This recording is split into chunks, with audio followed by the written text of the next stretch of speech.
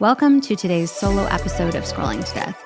It's been a while since I talked about posting our kids online, also known as sharenting, and a lot has happened lately on this topic, and I think it's time for a fresh discussion. Parents, moms especially, we have a deep need for people to know that we're working hard, that we're doing a good job. I feel it all the time. Like, do my friends without kids have any idea what my day is like? Any appreciation for it? This is a natural thing to feel.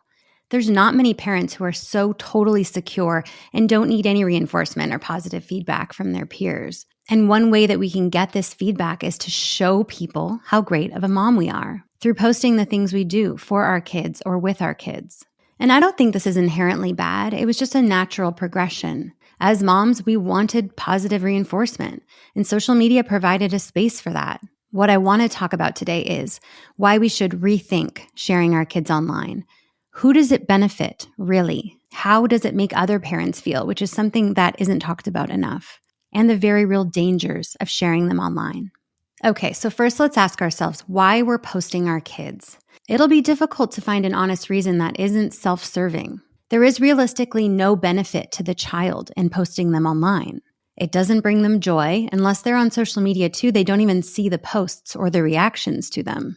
And when parents are asked why they share their kids on social media, the biggest reason I hear is to keep family members and friends updated on your child's life, which I totally get, and I did too for a long time. But there are much safer ways to share them. I'm going to cover all of that today. And after hearing the risks, you may reconsider social media as an outlet to share your kids. First, what I want to challenge parents to think about is, are you sharing your kids simply to make yourself feel good or to feel better, for positive reinforcement, or to show off how good of a job you're doing? If this is your primary reason, it's time for a reset. Let's talk through an example. Say it's Sunday morning, you don't have plans yet, and you wake up and decide you're going to take the kids on a walk through the local park, then you're going to come home, do a couple science experiments from a book you have. You have two choices. Number one, just do the activities. Be in the moment. Maybe take a couple photos, but if the goal is not to share online, you will be more present. You may actually forget you have your phone with you for most of the day. You will create real memories with your children, have in-depth conversations with them. Sure, the kids might not be perfect, but you'll have a good day that isn't based around a screen. The kids will feel fulfilled and loved because they got your full attention. That's all they want. Option number two, you share on your Instagram story every 10 minutes. You pose the kids perfectly in front of a big tree for a feed post. You choose a filter and take a minute or two to write a caption. You get home and set up the science experiments. Can't start yet, kids. Have to get the perfect photo of the setup so all the other moms online know what a good job I'm doing. The whole experience is guided by the capturing of it, by what it looks like through a lens, rather than through your own real life, real-time experiences and bonding moments. The whole time you're rewatching your stories, scrolling up to see who's seen them, checking your comments on the feed posts and responding to them. Your attention is pulled away from the kids to your phone, so you're shorter with them. You find yourself getting frustrated and yelling. The whole thing is stressful, but it's okay. You got the content for Instagram and everyone thinks you're a good mom. Now, which was a better experience for you? Which was a better experience for the kids? Do you want your kids to remember their life with a phone between your face and theirs? Or do you want them to remember your smile and your eyes and your full attention on them and know that they were the most important thing in your life, not your screen? Now imagine you're a mom down the street, a mom who watched her neighbor have a perfect day on Instagram. That mom might be thinking, wow, my neighbor got her kids outside today in nature. Then she set up a science experiment. Jesus, I didn't even get my kids dressed today. I didn't do anything postable. I suck. I'm a bad mom and I need to do better. If you are a mom, I know you've felt this way. You've watched another mom post her perfect day online and felt bad about yourself. But that day was not perfect. It kind of sucked, actually. But we don't show the sucky things online. We show a shiny, picture-perfect version of a day that didn't really happen like that. And in the process, we didn't connect with our kids like we could have. And we probably made some other people feel inferior or inadequate. It was after having this exact feeling for the millionth time that I personally decided I'm not going to connect with my real friends online anymore. It's too complicated. My friendships are in person only, and obviously through texts and phone calls, but I do not connect with my friends on social media. Layering an online version of a person to our friendship does not add anything positive to my relationships. I know my friends in real life, and that's enough for me. Moving on. As responsible parents, it's our job to protect our kids. We all know this. As technology evolves, so do the bad guys. They're using technology to prey on our kids. We hear and talk a lot about the dangers that our kids face when they're active online themselves. But what we don't talk about enough are the harms in us, the parents, sharing them online. A couple of these risks will be uncomfortable for you to hear, but the toughest things in life often are.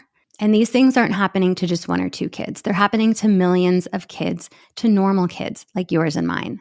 There's a term you should know and be familiar with. It's called child sexual abuse material, CSAM for short. In the past, this was coined as child porn or child pornography.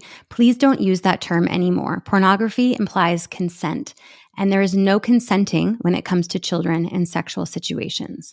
If you take one thing away from today, it is this. Pedophiles are stealing children's photos from parents' social media profiles and placing them on child sexual abuse websites. And more than half of the photos shared by child sexual abusers were first posted on social media by parents. Thankfully, I think most parents who do share their kids online have moved past sharing their kids in bathtubs or bathing suits or leotards. It's simply not responsible to share these types of photos anymore. These are the types of photos that most often get stolen. But it's actually no longer safe to share clothed children. What you may not know about is deepfake nudes. There are AI tools freely available now that can take a clothed image and remove the clothes to make the person look realistically naked. This is being used on kids. And to take things a step further, AI is being used to make people walk and talk and to make it look like they're performing sexual acts. There could be a video with your child's face naked online performing a sexual act, and you would never know about it. You don't get an alert when someone downloads a photo from your social media profile. And this is the number one reason why you will not find any photos of my husband and my children online. A lot of people are probably thinking, well, my profile is private and I know everybody on my friends list. I'm really sorry to share with you that most of the photos stolen for CSAM are taken by people that we know, people we think we can trust. Pedophiles live everyday lives. They don't advertise their interests publicly. You wouldn't know them on the street or even at a gathering with friends. And even if you 100% trust every single person on your friends list, it's very, very, very easy to hack into private social media accounts and take your photos. It happens every day. And some people think that the social media platforms are looking out for our children and not allowing this content to be taken or shared. Listen to my other episodes, really any of them, to find that this is not true. But what you need to know today is that pedophiles flock to the platforms where our children are and where their photos and their videos are. This would be social media. Let's take Instagram, for example. There was a recent investigation into Instagram. It found that Instagram's algorithms were actually promoting accounts that were sharing child sexual abuse content.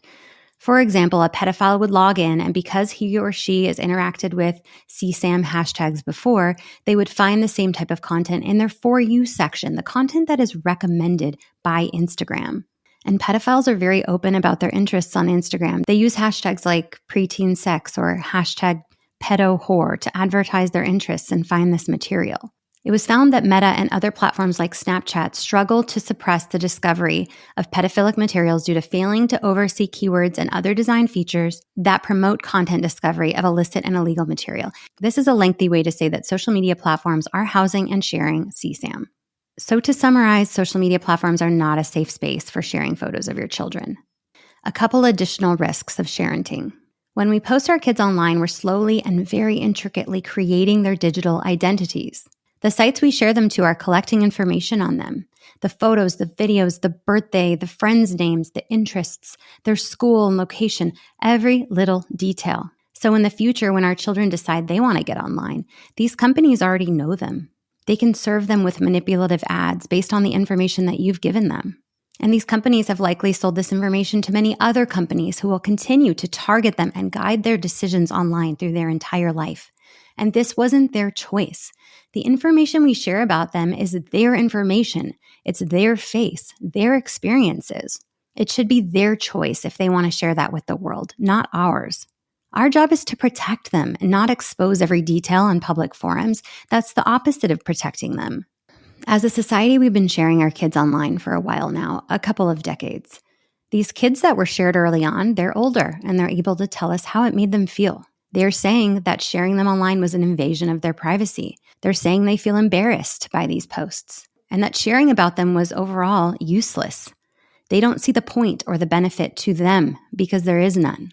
We're doing it for ourselves, to make ourselves feel better, at the risk of exposing them to very real dangers and exposing them to embarrassment, even cyberbullying later on as their friends start to see these posts. We, the parents, are the gatekeepers of our children's personal information, and they have no say, no way of opting out to what we share. They're not old enough to consent to being shared. What you share about them now, it will follow them into adulthood, and the safer and more respectful option is not to share them online.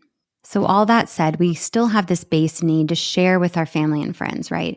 So how do personally my husband and I share photos and videos of our kids with our loved ones? So we use shared albums on our iPhone. We add immediate family members only, and we post a photo or video of each kid a few times per week. I am aware that these photos are now on Apple's iCloud, which is not 100% secure, but I feel that the risk is exponentially less than sharing them on more open platforms. And then to share with other people outside of my immediate family, like cousins or very close friends, I'll text a photo or video that I think that person would like. And sharing in this way is so much more meaningful because I thought of this specific person to share that image with. There's a reason for connecting. It wasn't a blast out to hundreds of people. It was purposeful and meant for one person. Everyone else in our life gets a holiday card in December with a few updated photos of each of our kids. I also create a printed photo book for each of our kids, one per year. I use an app called Chatbooks, and it literally takes maybe 20 minutes to create the album each year. So when people come visit our house, they can browse through the printed albums and see what our kids were up to. Other than that, our children's images are their own. Their information is their own. And when they're old enough to share their life, they can decide how that looks for them. When it comes to sharing my kids online, I choose safety and I choose privacy every time. A couple other related notes to share. We all get a form at the beginning of our kids' school year where we can consent or not to them sharing the kids' photos online. We opt out of image consent with the school. I've had a lot of friends say, I just signed it, I didn't even think about it, but these photos taken at school are sometimes shared on public social media accounts where anyone can access it. This is truly out of our control as parents, so we opt for privacy when it comes to photos being taken at school. And we ask that family members and friends follow our lead and don't share our kids online. I know this can be a tricky discussion if you have family members who really love to share, but I recommend you send them this episode. I bet there are some things that they didn't realize. And in the end, it's your choice as the parent how your child gets shared online. Family members just need to default to what you think is best. I hope that this update was helpful to you in understanding the landscape of sharing our kids online today in 2024. Every year, as technology progresses and AI advances, the risks will be greater. The sooner you decide to stop sharing or simply make a few adjustments towards privacy, the better for your kids. Thank you for listening to this episode of Scrolling to Death. I'll catch you next time.